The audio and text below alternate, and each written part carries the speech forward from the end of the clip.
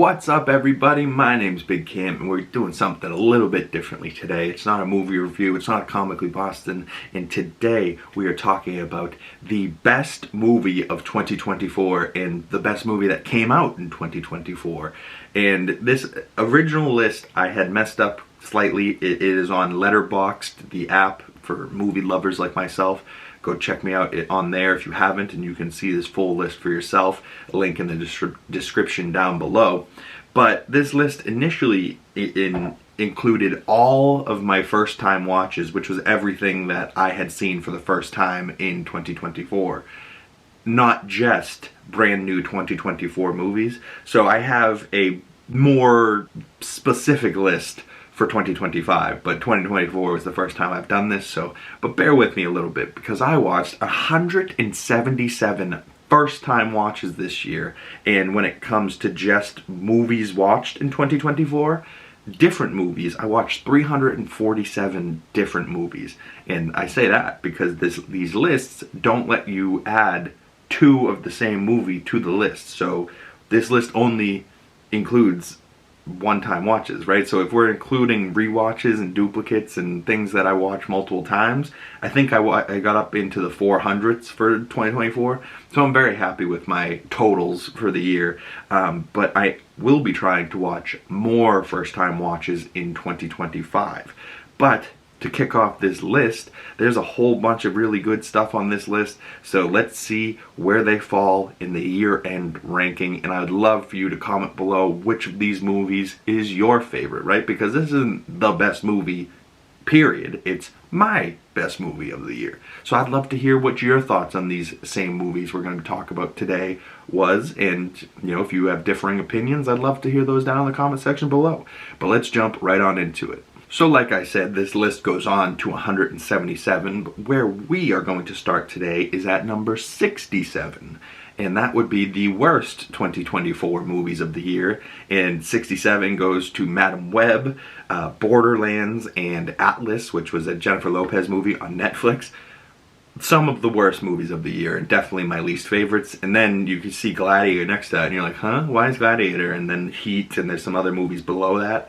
Those are my favorite first-time watches of 2024 that wasn't something brand new that just came out. So if you want to go check out the list for yourself, all the stuff below this is my favorite stuff that wasn't 2024. But moving up the list, you see things like Dear Santa. That was a brand new movie that came out with Jack Black playing Satan, and that's on Prime. That was funny. Imaginary Friend with Ryan Reynolds and John Krasinski. That was funny. Garfield movie. Kinds of Kindness I didn't really love. Argyle didn't really love. The Beast Within, Kit Harington's werewolf movie. They shied away from showing the werewolf, so I didn't give it as much credit as it deserves. Uglies came out on Netflix. Jackpot, Damsel, Brothers, Ricky Stenicki, all these John Cena movies, all these Prime movies, Netflix movies. Down towards the bottom of the list is where they belong, So Damsel is number 53, so moving on to number 52. Roadhouse on Amazon Prime with new Jake Gyllenhaal's Roadhouse. I think we can all agree that the original is way better, so that's why this is down towards the bottom. Unfrosted, Kung Fu Panda 4, Lift, a little heist movie with Kevin Hart on Netflix. Not great, but funny. The Beekeeper was a decent little action movie. Bob Marley, One Love is a fantastic biopic done about Bob Marley. I suggest watching it on 420 like I did last year. Perfect for that. Miller's Game was like a kinky little sexy movie with Jenna Ortega and Bilbo Baggins, or Frodo, or The Hobbit. What's his name? Martin Freeman. With Martin Freeman. Saltburn I think was 2023, but I saw it this year, and that was a phenomenal movie, so that comes in at number 45, right? Like a lot of movies that came out this year. The Killer was on Peacock. Killer's Game was a movie with Dave Bautista. That was pretty awesome. Beetlejuice, that was the sequel. I enjoyed the original a lot more.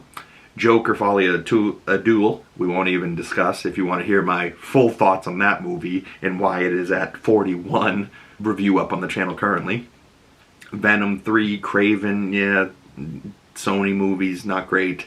People forget that Echo came out in January of 2024. I really liked that show. The fourth Beverly Hills Cop movie, Axel F, came out on Netflix with coming at like 30, 40 years later, bringing back Eddie Murphy as Axel F, and he killed it again.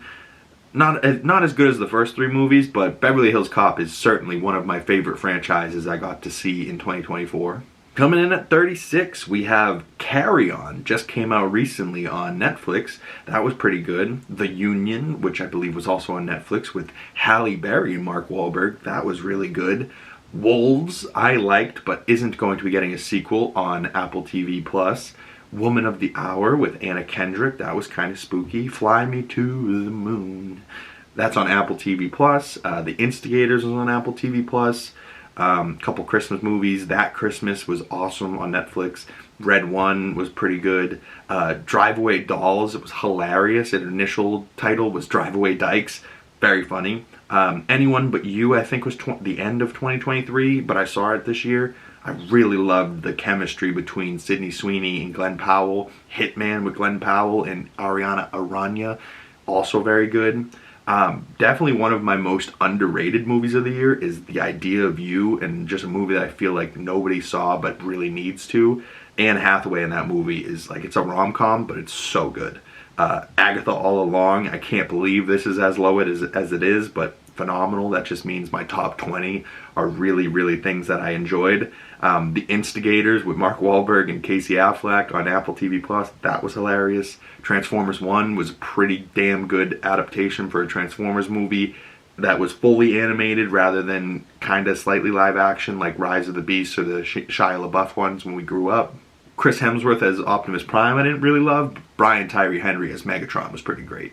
M. Night Shyamalan's Trap coming in at 21. That was pretty good, but the ending lost me, and I was like, damn, oh, he could have stuck the landing really well, but he just didn't really love it for me. Alright, number 20 comes in at Civil War. I went and saw this in theaters. This is like it's not necessarily a Civil War movie. There's just craziness and chaos and wars going on across the United States. And there's photographers going around, and Kaylee Spaney, Kirsten Dunst, Jesse Plemons. And Jesse Plemons delivers one of the craziest lines of 2024 in Civil War. I believe that's out on Max now, so go check that out if you haven't. Godzilla Kong, The New Empire. I saw this in theaters.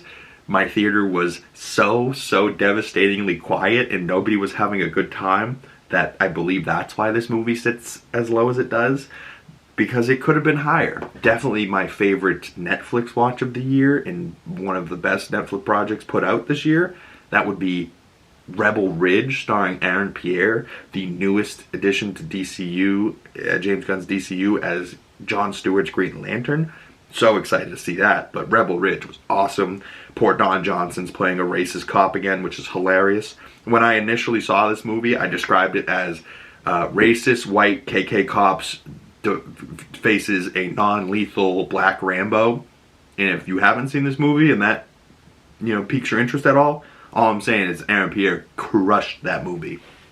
But the cops in that movie made my skin crawl. The Bike Riders with Tom Hardy and Austin Butler, that was pretty damn good movie. I just really liked it. Jeff Nichols did a good job. The Mad Max Saga Furiosa with Chris Hemsworth and Anya Taylor-Joy.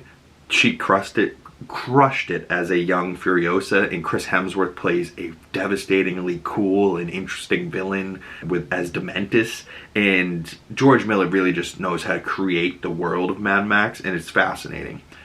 Bad Boys Ride or Die as the fourth Bad Boys. The scene with Reggie alone is why this sits at 15. I really love this movie. Blink Twice with Channing Tatum, Zoe Kravitz's directorial debut. It was really good, really frightening, but had a great ending. And I was like, for a first-time director, Zoe crushed it. Challengers with Zendaya and two nice little gentlemen on either side of them. I forget their names, but Zendaya is the star of the show in this movie, let's be real. She just crushes it. My Old Ass, definitely one of the most underrated movies of the year. I don't think people have really heard about it, or that if they hear the title, they're like, I'm not going to check that out. I promise you, one of the hardest movies I cried and laughed to in 2024 was My Old Ass, with this young girl playing a younger version, and her old ass is Aubrey Plaza. So funny, so good. Really loved it. My last movie of 2024 was We Live in Time, which just shows how good this movie is, or maybe it's just a little bit of recency bias in my brain, because this comes in at number 11, and We Live in Time was awesome. It's a heartfelt story, but it was really so good. And then coming in at number 10, we have Monkey Man, which I saw in theaters. Dev Patel directed, starred, I believe also wrote, and he really crushed it as Monkey Man. And I've been meaning to rewatch this movie. I liked it so much, but I haven't gotten around to it. So maybe in 2025 I'll give this a second look. But it's my top 10 of the year, and certainly one of my favorites of the year. And I saw it in theaters, so it was really fun in theaters for sure. Kingdom of the Planet of the Apes comes in at 9. That movie looked phenomenal, and I saw that in theaters as well. And just the Kevin Durant line, "What a wonderful day!" Like, had me going for weeks just talking about Proximus Caesar, I think was his name. So good. Oh, right. And then closing out the best movies of the year from 8 to 1. Of course, my number 1 is Dune Part 2. I've talked about that at length all year. Dune Part 2 review up on the channel. If you haven't, go and check it out. But coming in at number 8, Twisters. I also saw in theaters. Really loved Glenn Powell in this movie. Daisy Edgar-Jones is one of my new favorite actresses. She's young, but she's fantastic. Wicked, although I didn't love it, comes in at number 6. And I saw it with my mother. Just a phenomenal movie, and it looked phenomenal and shot phenomenal. So just objectively, I had to put this in my top 10 because it's really good. Although I didn't necessarily love it, but I have a feeling when I rewatch this at home with subtitles, I will like it quite a bit more. And I'm invested enough to see Wicked Part 2, so it is what it is. Number 7, we have Fall Guy. The Fall Guy with Ryan Gosling, Emily Blunt, is a super charming action rom-com-y type of movie. I believe this was David Leitch, but so he's got the stunt coordinating side of things, and they broke world records for the stunts in this, but it also has like a cute little rom-com-y story in it that, like, I'm a sucker for a love story, so I was invested. But I saw this movie on a Tuesday afternoon showing at 1 o'clock, and I was the only other person in the theater, and I was a couple rows in front of them, but I had a back row of elderly women and their bus driver, right? So there's one guy's and then just an entire back row of elderly women, and they had the time of their lives, and they made this movie so much more fun. And that's what I mean when you go to the theaters and people say, "Oh, don't text, don't talk." These women weren't on their phone, but they certainly were talking, and not like, hey, "Oh, Tommy, did you get my medication from Walgreens? Maybe we'll get that on the way home." Okay. Like, they weren't having conversations. The movie happened, Ryan Gosling takes off his shirt, and they went, "Ooh, oh, ooh," like they reacted audibly. And to me, that's perfectly okay. Having conversations not about the movie, not okay. But if you're gonna comment verbally out loud about something on the screen, it honestly is just comedy for everybody else in the theater, because these women had me rolling just with their reactions to this movie, and it was a great time, and I stand by. It's in my top 10 of the year. Now, top 5 of the year it was hard to narrow down, but I'm very happy with where I came. Number 5 lies with Love Lies Bleeding, and that was Katie O'Brien and Kristen Stewart. Katie O'Brien got so ripped and so jacked for this movie. She's so gorgeous. And Kristen Stewart is like a huge dyke in this. She's so funny. And the way that those characters go off of each other are great. And Ed Helms, or no, not Ed Helms, Ed something. He's an old man. He's great in this. Just a really solid movie, and this comes in at number 5. Didn't get to see it in theaters, saw it at home, but certainly one of my favorite movies of the year anyways. Gladiator 2 comes in at number 4. Now, this might be too high for some people. I just thought Ridley Scott shot this phenomenally. Denzel Washington stole the show. Pedro's awesome. Paul Mescal puts on a performance that this guy's going to be blowing up like Timothée Chalamet in the next few years, and you're just going to see him everywhere. But I also think Paul's the type of guy, like, he's very selective on the type of roles he chooses. Like, I don't think you're going to see Paul as Wonka, you know what I mean? Maybe as a Bob Dylan type, for sure. But he's also got, like, this crazy Irish accent. So, like, I don't know. But I would love to see him do plenty of other things. But Denzel Washington in this movie, crushes. Alien Romulus, I can't believe this made it into my top 3. Over the last year, I had collected a bunch of franchises like Infinity Stones and watched a whole bunch of movies, and all the lists and shit are on Letterboxd, so go check it out. But I saw Alien Romulus in theater, and it was one of the only horror movies I saw of the year in theaters. And I'm not a big horror movie guy, but I'll tell you what, horror movies, especially like these where you're afraid of a monster or a creature, I like these movies. I like monster movies. I don't like just scary jump scare horror creepiness for no reason. But if there's a monster, something to be afraid of, the werewolf, the alien, the predator, right? Like, I'm interested in those type of horror movies. I just don't love jump scares and nonsense and creepy stuff for no reason, you know what I mean?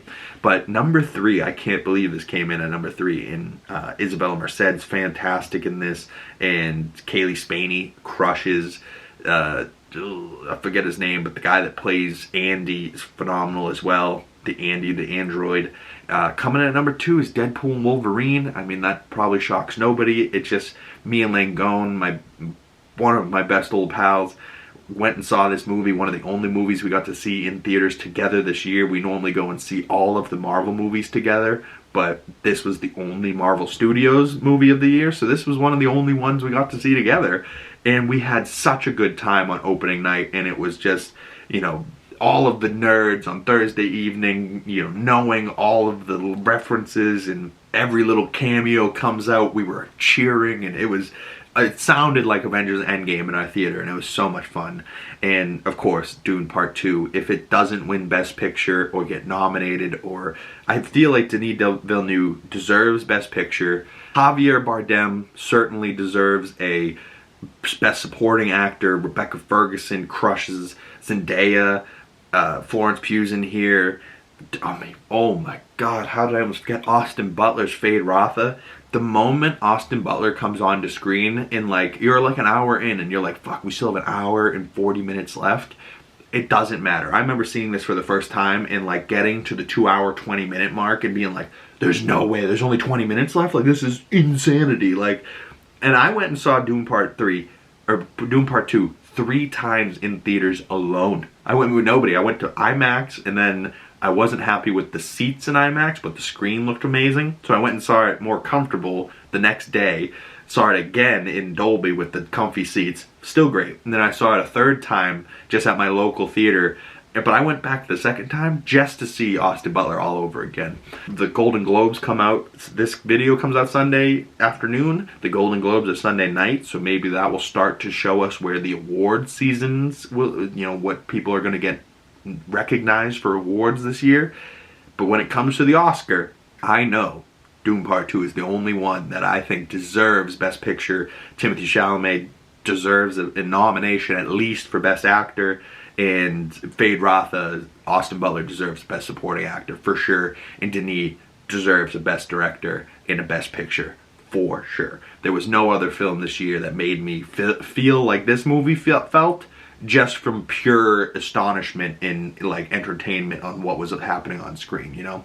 But this is a big old list of best movie of 2024, so I'd love to hear your thoughts down below. Which of these movies are your favorite? What was your top 10 looking like? Top 20? Whatever you want to do. I would love to hear what your movies of 2024 were. And if I missed any, I know I missed Substance, I missed Honora. There's a few that I wanted to see that I didn't get to see in 2024. I just saw A Complete Unknown. That came out in 2024, but I saw it in 2025, so do I put it on this list? Do I put it on that list?